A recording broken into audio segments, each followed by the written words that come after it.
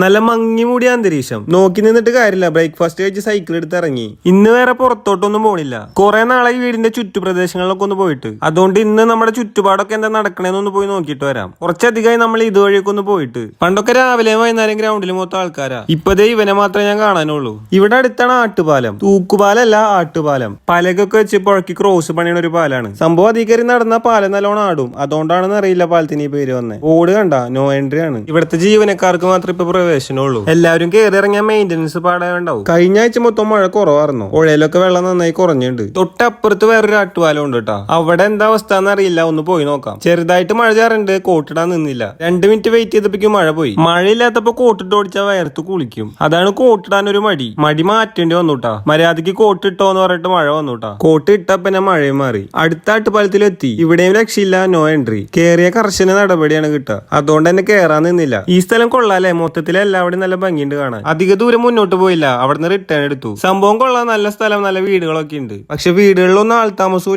റോട്ടിൽ ഒരു ആളനക്കവും. തിരിച്ചു പോയത് വേറെ വഴിക്കാട്ടാ. ഈ റോഡിന്റെ ഈ സൈഡ് കാടും അപ്പുറത്തെ സൈഡ് വീടുകളാണ് കേട്ടാ. ഇവിടെ താമസിക്കണവരെ സമ്മതിക്കണല്ലേ. കോട്ടൂർ ഇപ്പൊ വീണ്ടും മഴ. ഇനിയിപ്പോ വീടെത്തണവരെ കോട്ടൂരിനില്ല. വീടെത്തിട്ടാ. സൈക്കിൾ ഒരാഴ്ചയായി കഴുകിയിട്ട്, ചെറുതായിട്ടൊന്ന് വെള്ളടിച്ച് കഴുകിയിട്ടാ. ഇനി ഉണക്കാൻ വെക്കിട്ട് അടുത്ത വീഡിയോ കാണാൻ. Bye guys.